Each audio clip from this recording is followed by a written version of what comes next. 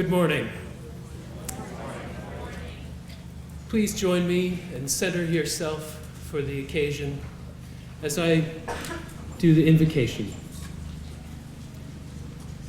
Dear God, that immutable presence which is bigger than ourselves, we come to you from many different faiths and traditions.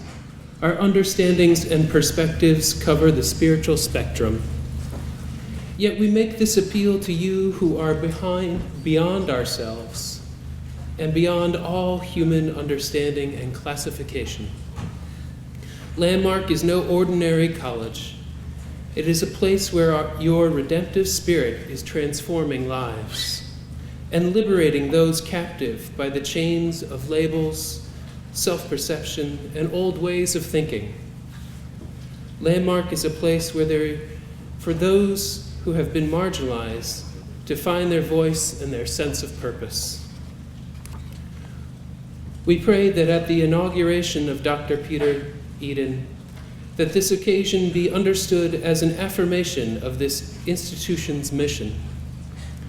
We ask that you grant Dr. Eden your wisdom, discernment, as he shoulders the yoke of leadership.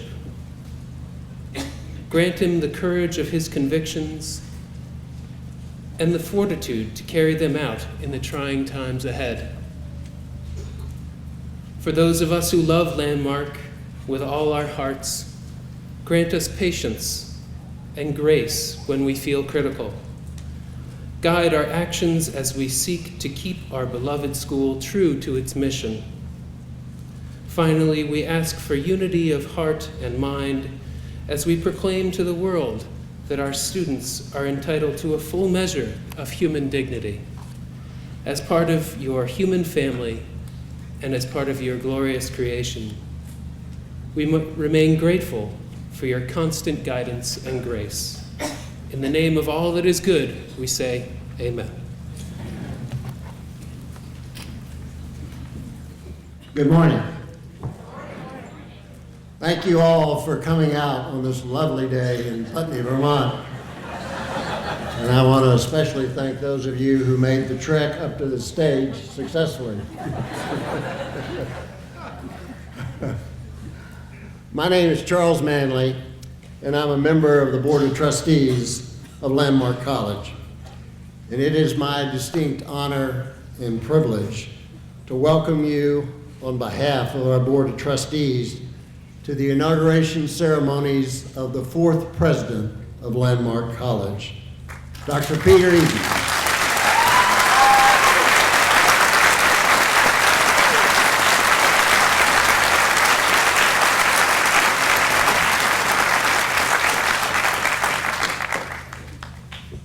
We are pleased to have with us this morning the first two presidents of Landmark, James Oliver and Jean Cesari.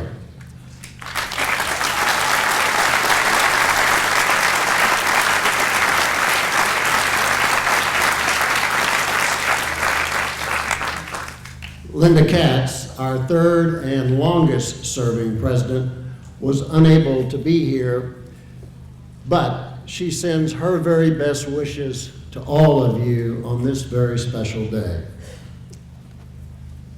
Now I would like to extend a very special welcome to all our guests, all our dignitaries, especially to Joanne Eden, Dr.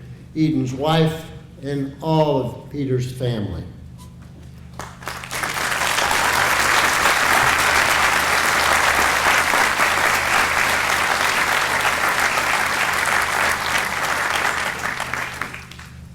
To all of our wonderful faculty and staff, to all of the parents who are with us this morning, who are here participating in Landmark's Parents Weekend, we hope that you are enjoying your time with us.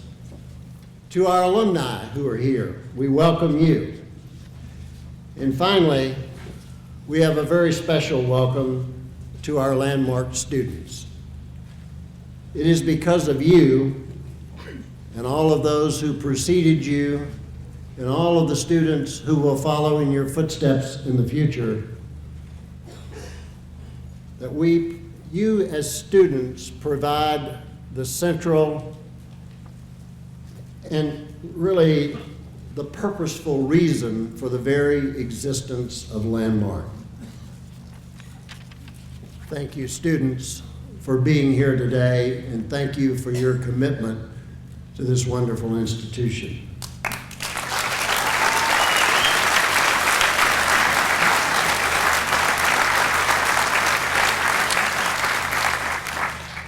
Now, a little history on what brings us to this special occasion today. A couple of years ago, our former president, Linda Katz, informed all of us on the Board of Trustees that she would be retiring in the summer of 2011. So, in the spring of 2010, a little over a year and a half ago, the Board of Trustees embarked on a very comprehensive and a very thorough search process to find her replacement. We enlisted the assistance of one of the leading executive search firms in the nation that specializes in recruiting chief executives in the academic community. The Board of Trustees would like to take this opportunity to extend our deepest gratitude to all of the faculty, staff, and students at the Landmark community who participated with us in this presidential search process, for all of your extremely valuable input you provided in conducting this effort. We would also like to extend a very special thanks to the chair of the Faculty Senate here at Landmark College, Sarah Glennon.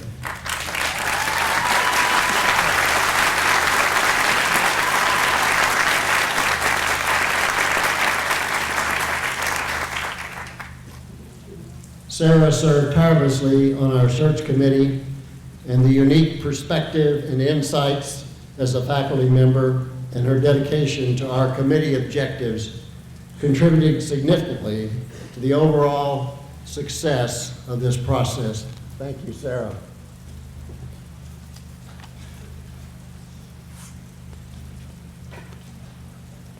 This morning, we gather to publicly inaugurate and officially credential the new president of Landmark College, Dr. Peter A. Eden.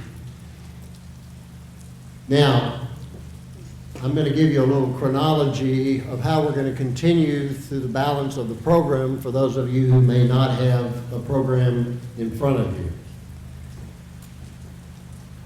You will hear greetings from the faculty and staff, and that will be delivered by Dr. Adrian Major, followed by Jackson McCloy, representing the Landmark Alumni. Then Paul Leahy, known to you as PJ, president of our Student Government Association, will deliver the students' greetings. Our keynote address will then be given by Mr. Stephen Machetta, a member of our board of directors and also a Landmark alumni. Following this, the investiture of Dr. Peter Eden and his response will take place. And then finally, we will close with our benediction that will be given by Dr. Gary Mooney, also a member of our Board of Trustees.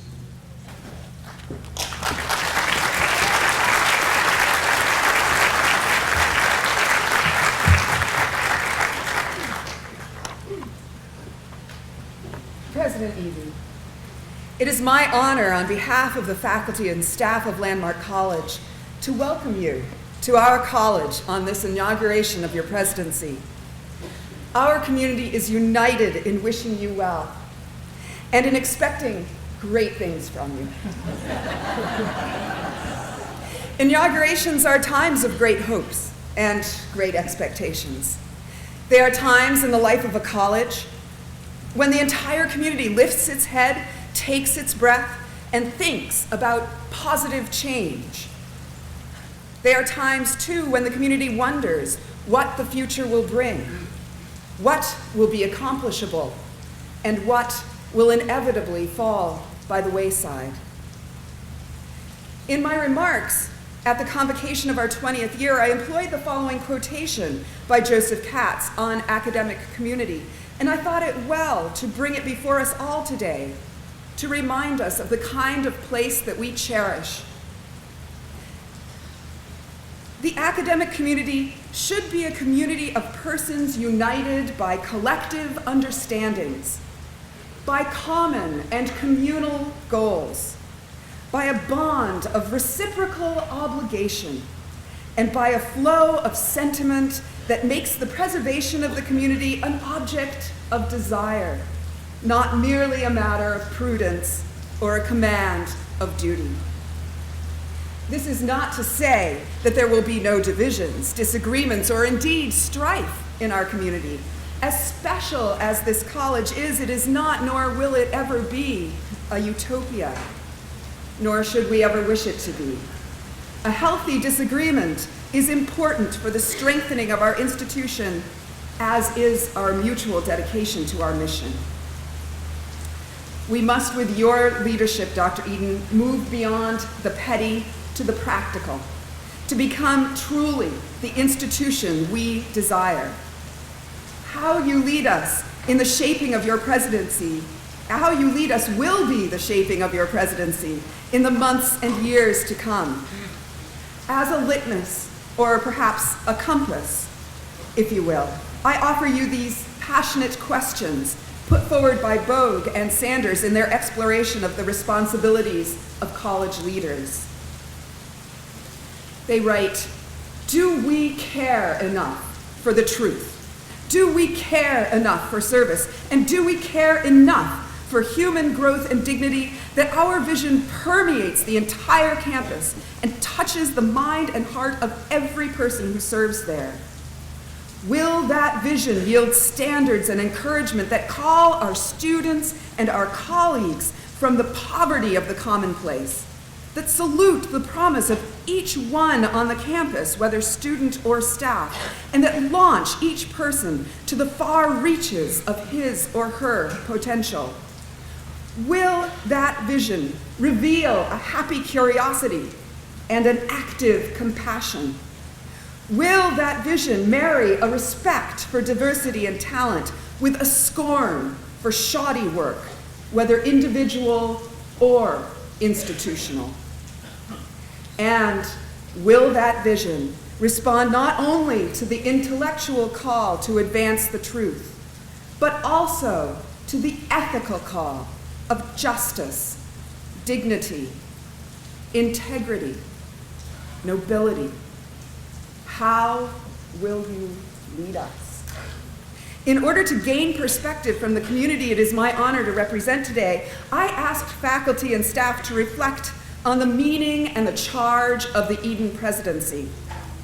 In the responses that I got, both formal and informal, there were some common and quite simple themes: a connection with the college community, an intimacy with the people who work to keep the mission alive, an empathy with the students we serve, and most of all, the ability to forge and heal a fractured community.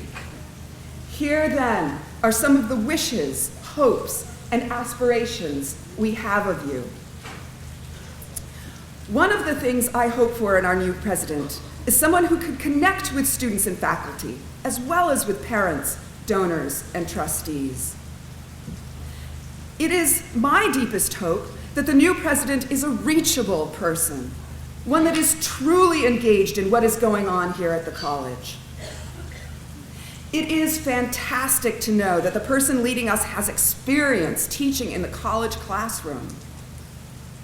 In time, we want the president to know the names of the people that work here, what they actually do, and how they contribute to the everyday life of the college. I hope he communicates clearly and often, and not just in times of crisis. It is my profound wish that he take time to get into the classroom, perhaps to team teach a course, so he knows firsthand the challenges and rewards of the work that we do. I'm going to bring my remarks to a conclusion with what is part manifesto, part plea, and part charge, words to hold moving forward. We want a president who wonders about what students can do, not what they can't. We want a president who trusts a dedicated faculty and staff to work in the best interests of education. We want a president who understands that sometimes mistakes have to be made in order to get the answers that work. We want a president who can involve others, but who can make informed decisions when needed. We want a president who is a critical thinker, one who can weigh the evidence and change a viewpoint if it is warranted. We want a president who is willing to work with us side by side in furthering the mission of the college. President Eden, we are Landmark. We know and love what we do. We all live the mission, and we charge you to do so too. Welcome and good luck.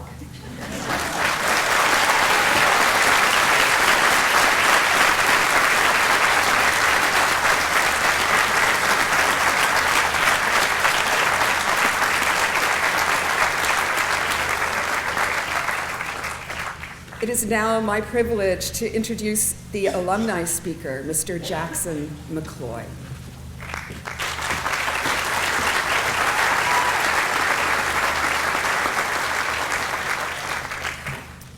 Hello, my name is Jackson McCloy. I attended Landmark College for 3 semesters before moving on to Endicott, where I will graduate this spring. I came to Landmark College after a not-so-successful year at University of Denver. I first met Peter Eden in my first week at Endicott. It hadn't taken me too long to get in over my head with trying to find the right classes to take. I was struggling. I was getting emails that said things like, "Where are you?" Was I planning on attending class? I had been signed up by the administration at Endicott for classes in hospitality based on the classes I had taken when I was at University of Denver. I never went. Finally, I walked into a very busy office belonging to Peter Eden. He was sprinting between his desk and a table, trying to line up some specific piece of paper with some other specific piece of paper. There were also 2 secretaries running around trying to do the same. He looked up and asked me, "Who are you and what do you need?" I said, "I'm Jackson McCloy." He paused for a second and repeated, "You are Jackson McCloy?" incredulous. Clearly he'd heard of me before and it wasn't in the most positive context. He quickly brought me in and sat me down. 15 minutes later, I knew what classes I was going to take and where and how I could go about signing up for them. In short, my head was back above water. "I gotta get back to the whirlwind," he said. This was a typical example for me of how Peter Eden could put aside 50 urgent tasks and help someone who felt like their life was crumbling down around them. Last spring, Peter asked me what I loved most about Landmark College. Rising to the top of the list was the amazing faculty which he has now joined. That always made me feel at home from the moment I arrived to the moment I left. Then I thought about the amazing views from the top of the hill, walking to class early in the morning, looking out over the mountains and the trees, and what a serene, beautiful environment this is up in southern Vermont. Then I thought about the community here with only 500 students, and how amazing it is that we all become so close and such great friends. I know I remain close with many of the both students and faculty that I met here at Landmark. Those will be, and those are, some of the most important relationships in my life today. They have and will continue to change the course of my life as it progresses. With the help of my time here at Landmark, everything from taking classes which taught about my LDs and laws regarding them, to the role playing in communications class, or sitting in the EAB working in the resource room all night with some teacher who had given up their night to help me finish my paper, I realized that these things all played a crucial role in teaching me how to best use my LD as an advantage instead of a disadvantage in the classroom. And that is the biggest thing that helped me stay encouraged when moving on to Endicott and trying to complete my college degree. I left Landmark College ready to take on the world, and after a brief stutter step was signing up for the first semester's classes, which I had help from Dean Eden in doing, I've been running smoothly ever since, often reminiscing about the amazing things I learned here at Landmark and how powerful it was in my time as a student in these woods of Vermont. Landmark College played a tremendous and pivotal role in who I am today for all the reasons listed above, and most importantly, and I'll say it again, the faculty, who always found the time and always cared.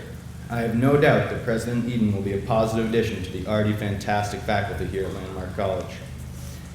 And now, without further ado, PJ Leahy with the student's address.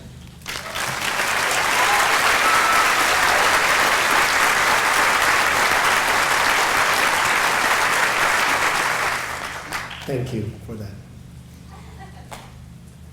Good morning to everyone on this truly special day when we begin a new chapter here at Landmark College. Only a few weeks ago, we embarked on a journey, and on that day, these words were said to you, the new students. Dream big, but think small. We can only live one moment at a time, and at that moment, on that day, we were given a mission. We were told to dream big, and we were told to shoot for the moon.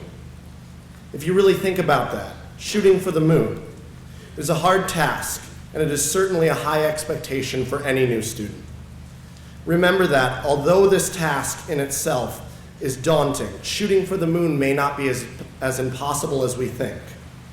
By shooting for the moon or dreaming big, we give ourselves something to look forward to each and every day. If you can wake up each day and tell yourself, I'm meant to be here, I'm worth it, and I'm not giving up, then Landmark is the place for you. We all have a different life story, and each story is unique. But today is not about each student as an individual. Today we celebrate the Landmark family, and it is befitting that on the day that we celebrate our sense of family, that we have our families here to share this moment with us. Today, new students, returning students, past students, faculty, staff, administration, friends, and families share in the beginning of something truly special. In Landmark's 25-year history, many things have been accomplished, and many fond memories have been shared. It was only 3 semesters ago that I was new here. And when I came here, I was scared of Landmark. I was scared of the idea of being away from home at all. In my time here, I have shared many fond memories, made new friends, and learned there is truly nothing greater than the feeling of success. Today we come together not only to share a memory, but also to begin a new chapter in Landmark's history. It is not very often that we get to share such a fond memory as this. It has been 17 years since we here at Landmark have had the opportunity to witness an event of this significance.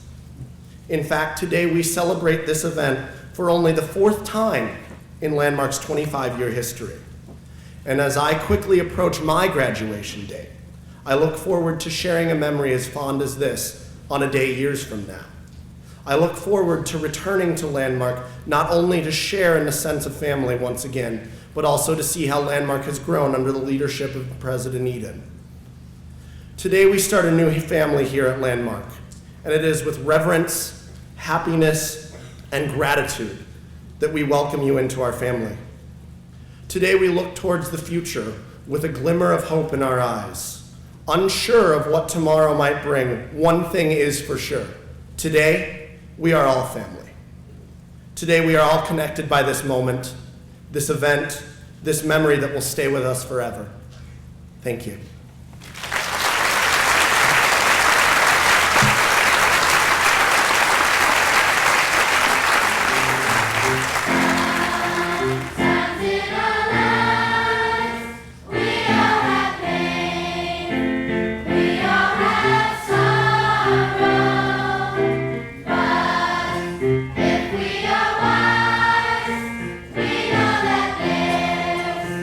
Always tomorrow.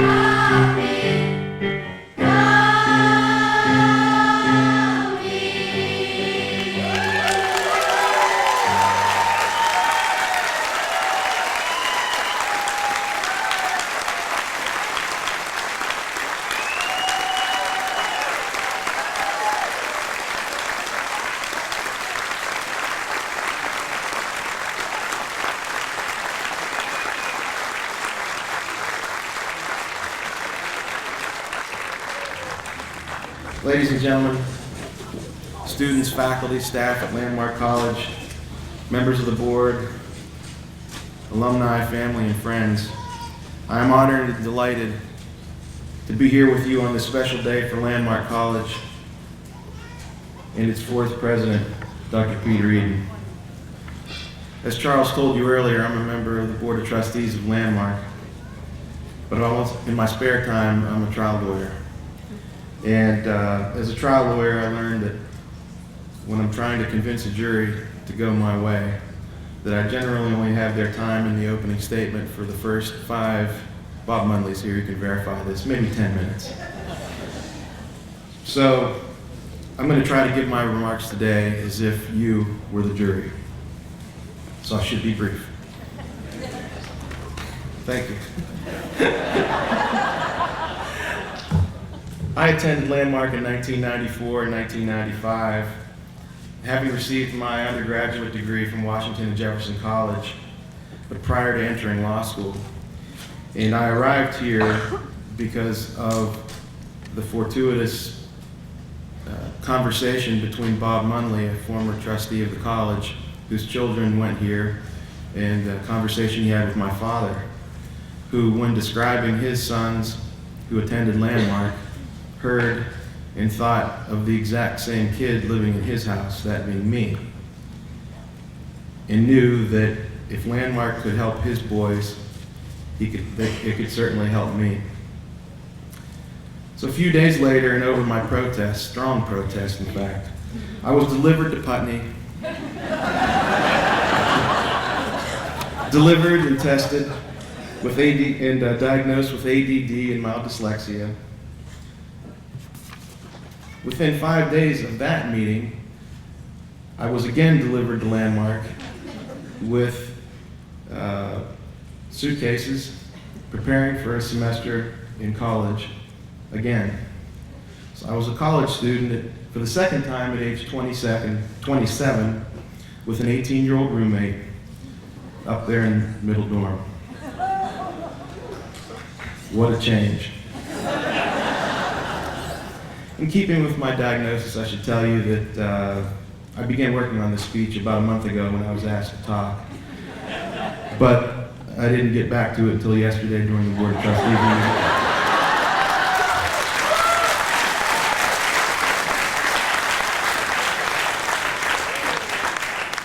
And I've been scribbling feverishly for the last 10 minutes while on the stage.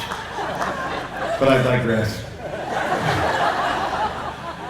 For the parents here today, you, like my parents, probably heard or may have referred to your child or described your child as having great potential, very bright. But you also may have heard or said underachiever, procrastinator, disruptive, defiant. I was a product of a dysfunctional and abusive learning system, and all those things were the words that my parents used to describe me all too often. And that was because the teaching model that I had, and I suspect many of you students have had, didn't work. Now, of course, I didn't know it then, but the 5-minute rule that I mentioned earlier about keeping people's attention, when applied to someone with ADD like me, is really like the 1-minute rule.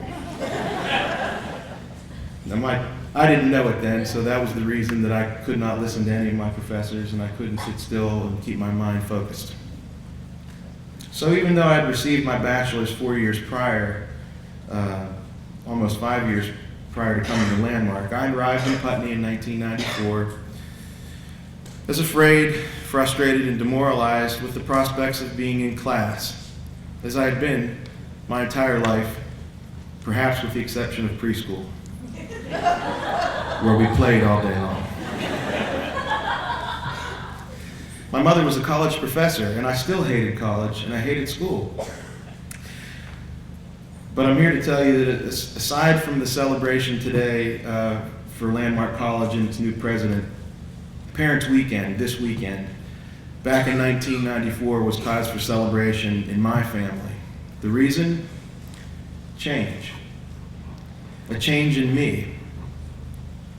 A change in the boy with the chip on his shoulder who skipped class and was a class clown when he was there, afraid that his classmates would discover that he didn't know the answer, had difficulty pronouncing the words in the sentence, couldn't comprehend the sentence, just wasn't smart, was inferior.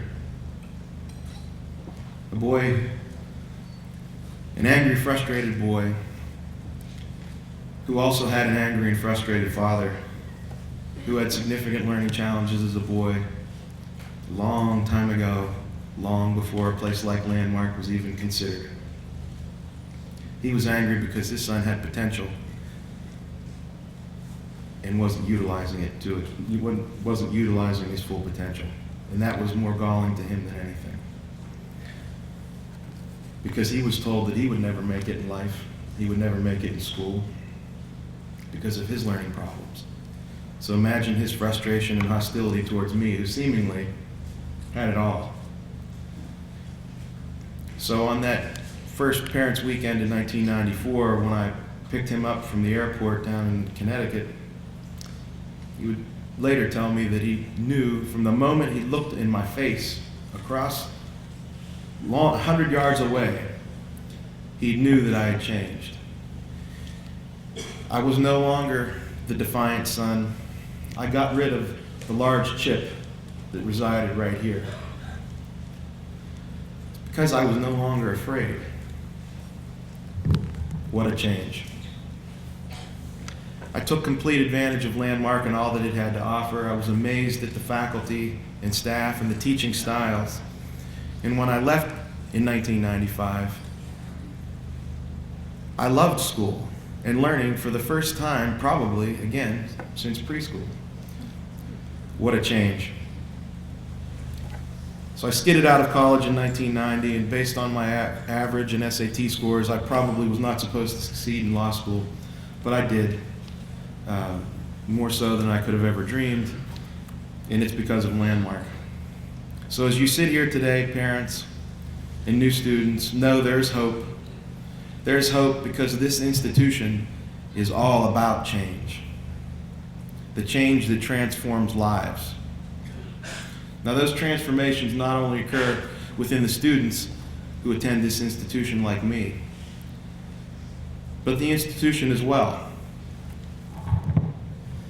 Landmark just celebrated its 25th anniversary, having seen its share of changes over the years. But we've only had 3 presidents up until now. Ralph Waldo Emerson once wrote, "Nothing has ever been achieved without enthusiasm." Enthusiasm.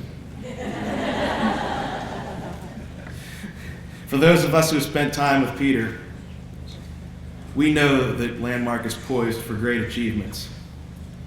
Because that same busy bee that the alumni speaker mentioned earlier, he's still here, and even more so. So thank you, President Eden, for allowing me to be part of this special day for Landmark College. And thanks to those in the audience who tuned me out after 5 minutes, if I've gotten it. Congratulations to Peter Eden on his installation as the 4th president of Landmark College. What a change.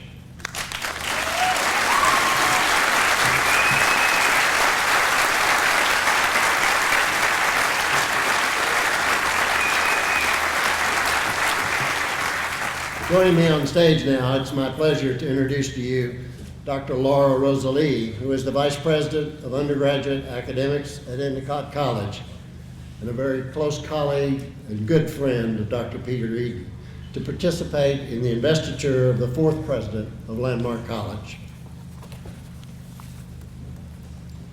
President Eden, it is my great honor to officially welcome you today as the 4th President of Landmark College. All here witnessing your installation, students, faculty, staff, board members, alumni, parents and friends. We are inspired by your strong commitment to Landmark, the unique mission we have here, and we are energized by your vision to guide us into the future. We know you embrace the significance of the Presidential Medal that I am about to present to you. Endorsed on its chain are the names of our 3 presidents preceding you: James Oliver, Jean Cesari, and Linda Katz. In tribute to their many contributions to our college, your name now joins them. The college shield forms the centerpiece of the medal. It is a visual affirmation of our belief in our mission that for every Landmark student, there is a successful path to the future. A bright future of enlightenment and lifelong learning and growth. Therefore, by the authority vested in me by law and by the Board of Trustees of the college, I hereby invest you, Peter Eden, with all the rights, privileges, and duties that accomplish this office.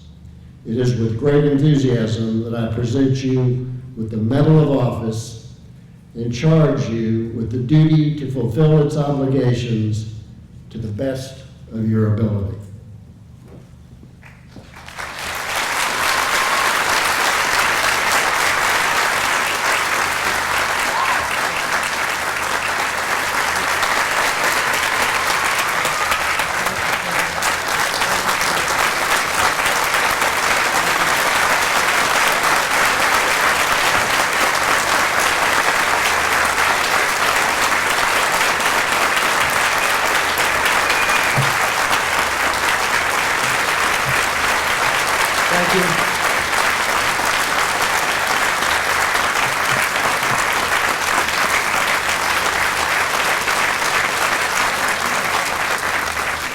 I promised myself I would not recite any poetry.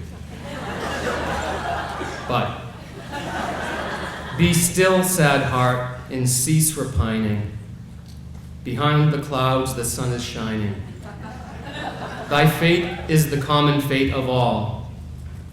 Into each life a little rain must fall. Some days must be dark and dreary. But why on my inauguration day? Why? Why does it have to happen? That's okay.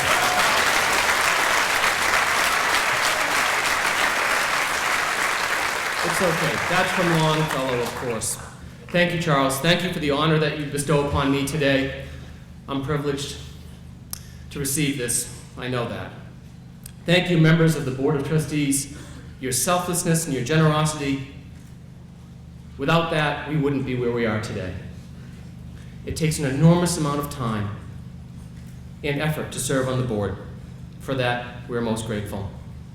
I want to recognize the dignitaries and the delegates in the front row, including a number of Vermont presidents. As mentioned, Jim Oliver, Jean Cesari, former presidents of Landmark College.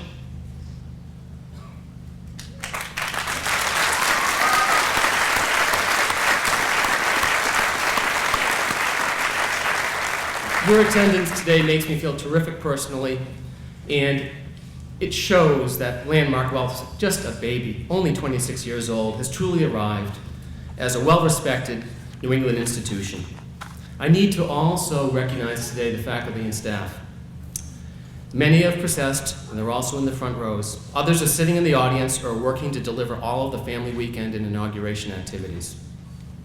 The faculty and staff are our carbon-based assets. They are our connective tissue. We're all members of the Landmark community, but the faculty and staff work directly with the students each and every day. I'm happy to see many members of my family in attendance today. My father and mother are here. I'm eager to say a few brief words about them.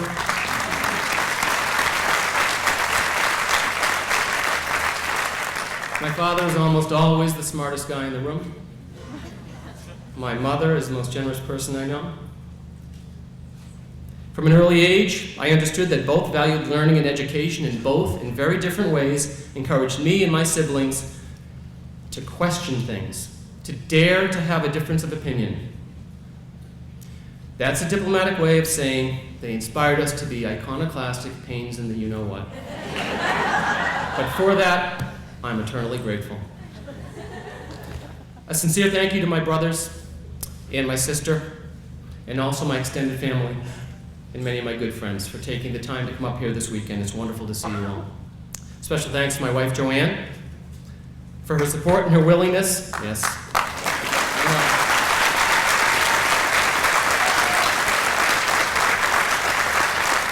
Can't be easy to be married to me, I understand. She's agreed to move around as I gained experience in higher education. She was also smart and opportunistic enough to seek grad education programs herself. For that, we're both very proud. Finally, I have to recognize my two boys, Atticus and Dexter. However, one is only 5 months old, so if you don't hear him crying, he's probably asleep. If he's not asleep, he doesn't know what I'm talking about anyways. So why am I talking about my son? Well, for the parents out there, you know why I'm talking about my son. And that leads nicely into a recognition of our students. Students, we care for you, we labor for you. We know that you're under enormous pressure to succeed in college and in life. We're here to help you explore new ideas, to help you in your journey of self-discovery, to assist you as you gain the knowledge, discipline, and methodologies needed to find ways to eventually solve the problems that currently bedevil our society and our world. Finally, no presidential speech is complete without recognition of the parents. For the parents here today, dropping their son or daughter off at school has not always been a happy event. These parents have fought tooth and nail for their bright children to get the services they deserve.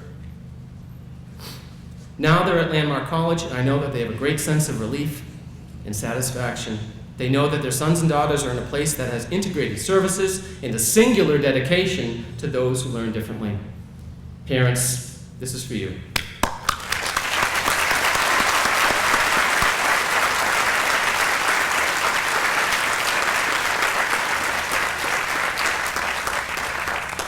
Folks, today's event is not meant to celebrate one person's rise to the top of Landmark's organizational chart.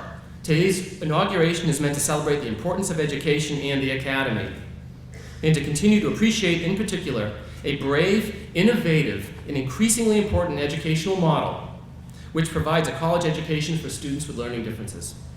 Landmark is just 26 years old, and therefore is still in the early developmental stages of life compared to most other colleges. But our institution has already transformed thousands of lives. But first and foremost, we're a college. We prepare young people for life, for careers, for important roles in this world.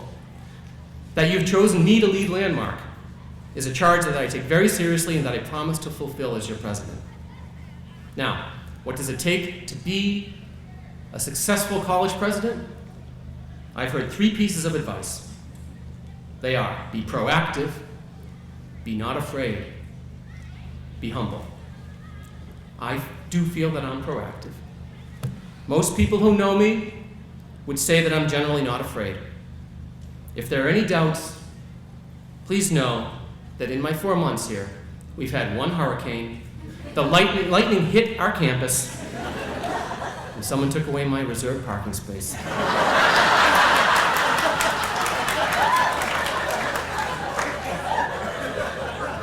I'll probably have to work on being humble, but knowing that there are 500 young humans here today, that's humbling indeed. I've also been told that it gets lonelier the higher you go in academic administration. That's the case only when you let it become the case. I've said again and again that work in the academy is all about building relationships. Close relationships are needed to best motivate and inspire further a hardworking faculty and staff. A relationship with the student body is critical to understand the student's perspective. It should never get lonely. If it does, that means you're not connecting with the people that matter. Also, I've read that an exceptional president can lead an institution to great heights, but the role played by a great president is usually one of facilitator and mentor. The president often does not directly accomplish those great things. A great president provides clarity and purpose so that others can drive and accomplish the great things needed by that institution. Finally, I was told by another Vermont college president that it takes a particularly courageous academician to succeed in this role. Fortunately, at Landmark, we're all courageous. Our forebears were true academic pioneers with tremendous courage and a willingness to take chances and pursue new paths of teaching and learning. Of course, I'm referring to Dr. Charles Drake. In fact, Landmark's motto is take a different path. That takes courage. Students take a different path when they discover Landmark and they find a way to reveal their talents in full capabilities. Our faculty often take a different path when they work closely with each student. That path leads to an understanding of each student's ability as much as it does any learning disability. Our entire Landmark community has consistently taken a different path over the years in terms of adjusting to changing student L&D complexities and the demands of an ever-evolving higher education system. The visionary Dr. Drake, when he started Landmark College on an existing but unoccupied campus, which was once Wyndham College, certainly took a different path. We're not here to talk about Wyndham College, but speaking of taking a different path, one of our dorms up on the hill is named Frost Hall. Robert Frost did break ground for that dormitory, and Frost was quoted as saying at that time, "This is education straight out of the ground, in a day I will remember forever." Edward Durrell Stone was the famous architect who designed all of our buildings. He originally painted them all white. That takes courage. I promise I won't paint everything white as it was initially created, but I have to admit, I've been saving a lot of renderings and photographs of the college in its early days when the buildings were all white. I rather like the stark contrast against verdant Vermont.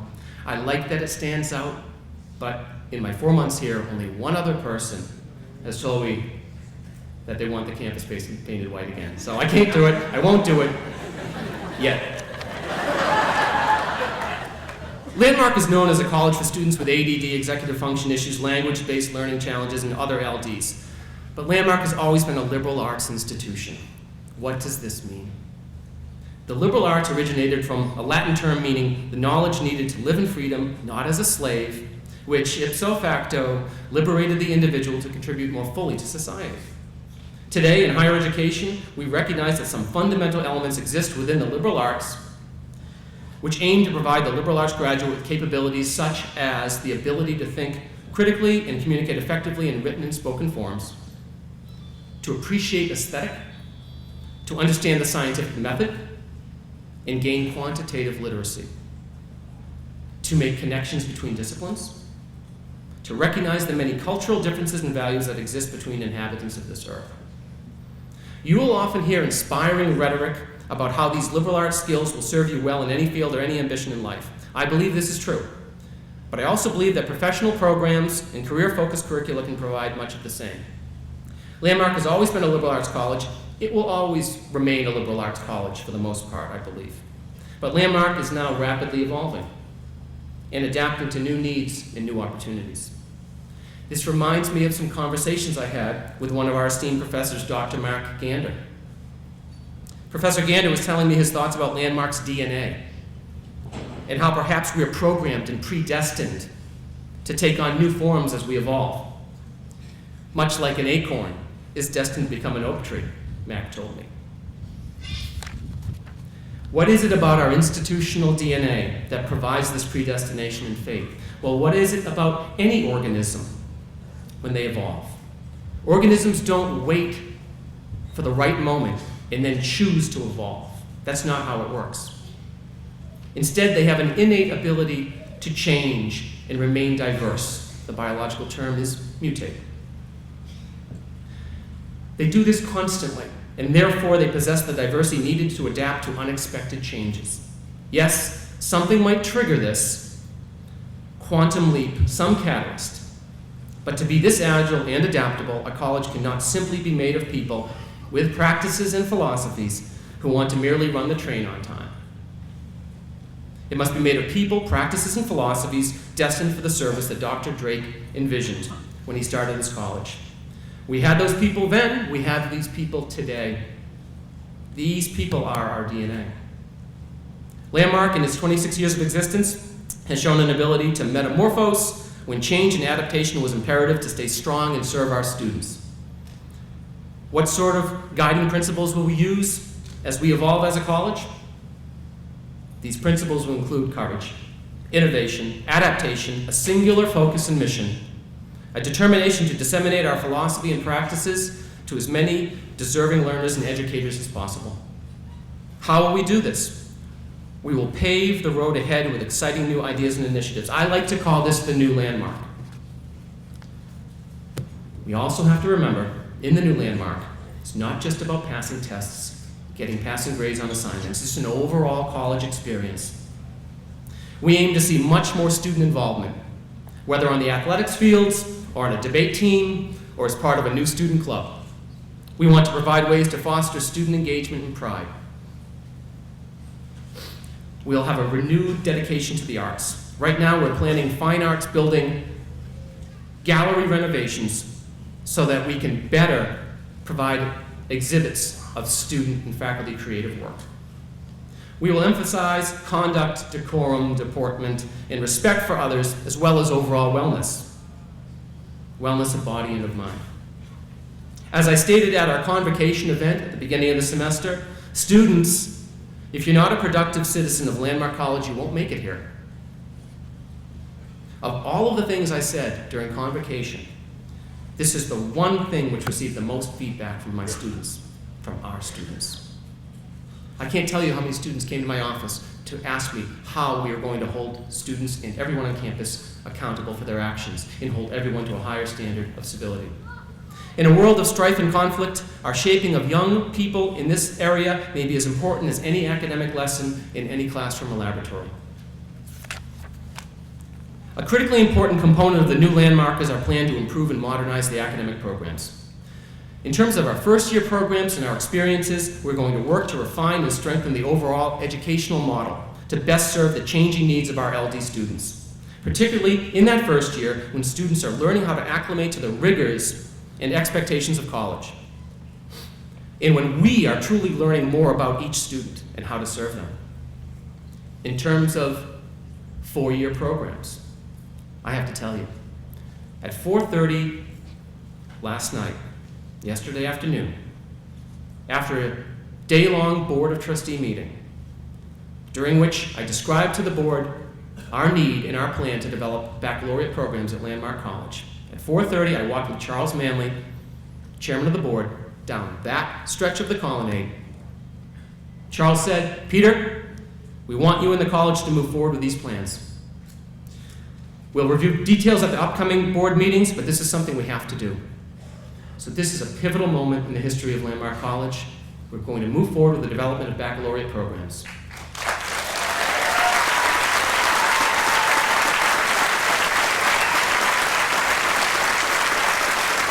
So imagine the day coming soon, perhaps coming this next fall, when we have four-year cohorts on our campus, earning baccalaureate degrees, supporting even more student-driven activities, athletics teams, creative and business-based endeavors. And I have to say, this reminds me of a speech I heard a few years ago, and the presenter talked about four-year cohorts, first, second, third, fourth-year students, and the fingers on your hand. He said the freshmen are like little pinkies. They're small, they're subordinate. The sophomores are like showing a commitment, like your ring finger. The juniors, well, let's just say that they don't need any advice. They know exactly what they have to do. The seniors, they think they're number one, that they can lead the way. We're also moving forward with online certificate programs. Like all colleges, we must stay abreast of the need to adopt distance learning approaches and modalities. While Landmark will likely never stray from our effective teaching and learning approaches that put students and educators face-to-face in our classrooms, we must further develop ways to serve students on our campus and students off campus with online and web-based platforms. To that end, we are now working on ways to develop educational models and systems that can be offered outside our Putney campus. We aim to reach educators in need of training in how Landmark teaches to a wide range of LD students.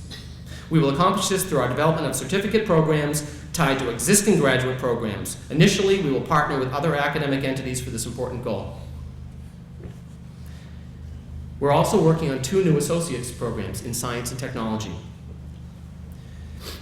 One is in life sciences, and the other is in computer science gaming. Our students have asked for these formal programs. Our society needs skilled graduates to help solve the problems that plague our world, such as cancer, global warming, and cyber terrorism.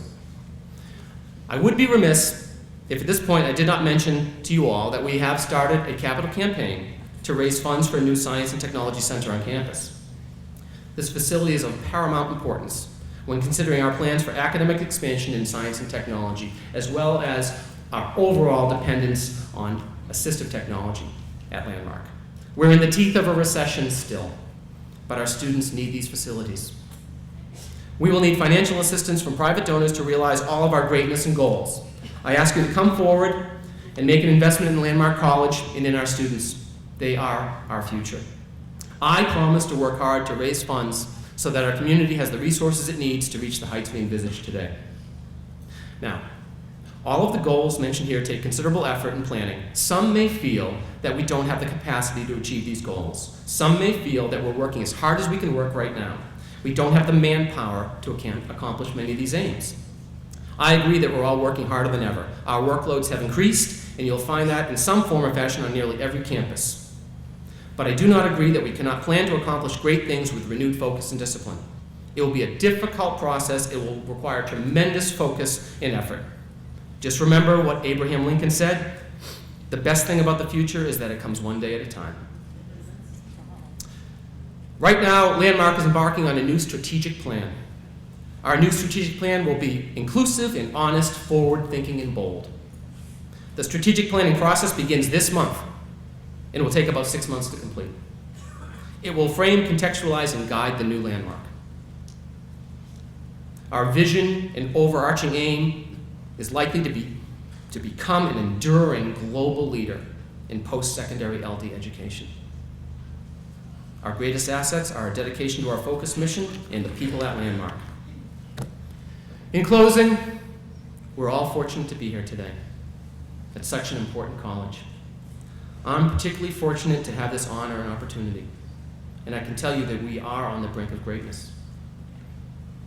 I'll end with a quote that is mainly meant for our students, but it's also aimed squarely at the entire Landmark community, faculty, staff, and trustees. It's from Michelangelo. The danger lies not in setting your aim too high and falling short, but in setting your aim too low and finding the mark. I promise you that as long as I'm your president, we will always aim high. We have no choice. It's in our DNA. We are Landmark College. Thank you.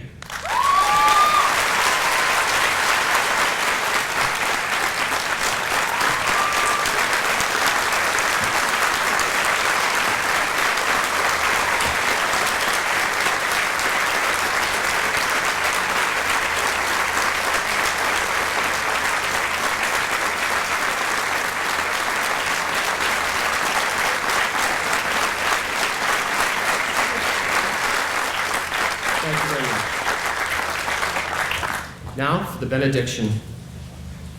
Board of Trustees member, Dr. Gary Mooney.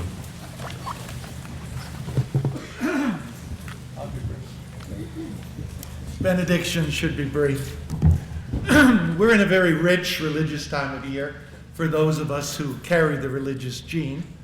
Landmark is a multicultural, multi-faith community, and we're open-minded and inclusive. So let's remember some of our brothers and sisters as we conclude. The rich religious time of year I spoke about. Well, our Hindus, Sikh, and Jain brothers will shortly celebrate Diwali, a national holiday in India, celebration of good's triumph over evil.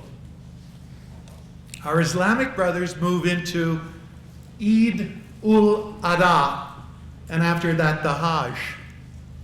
And in Eid, they celebrate the faithfulness of Abraham, the patriarch common to all of us.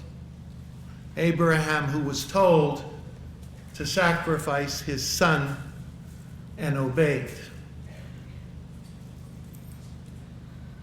It's also, we're right in the middle of Rosh Hashanah and Yom Kippur. And to our Jewish brothers and sisters, we wish them Happy New Year. I'm a Christian of the Catholic persuasion and a Jesuit, former Jesuit priest. So I bring our Christian Thanksgiving to this occasion. And I cannot help but thinking when I listen to Adrian Major's injunctions to Peter that we really should bless Peter. So let us end briefly and to the point, to the God who's common to all of us. May he indeed bless Peter, keep his passion alive, his enthusiasm burning, his commitment strong as he takes on this new task at Landmark College. May God indeed bless him and his family. May he also, perhaps I should say she, may he also bless the faculty and the students and the parents of Landmark students, of which I'm one. And I always like to end giving thanks to the great gift that Landmark gives to all the parents who've had the luck to have their kids come here. Thank you.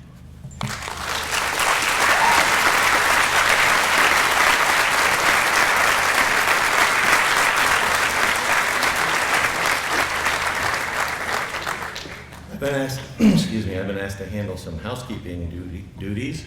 First of which is to confer upon Dr. Eden the ceremonial mud boots that come with his presidency. Landmark and Dr. Eden welcome you to lunch after the ceremony. Tents over there for the lunch. We're going to eat, unfortunately, under the colonnade, but at least you'll be dry there. And there's another tent over there with some chairs and tables as well. So after the ceremony, please enjoy lunch dryly.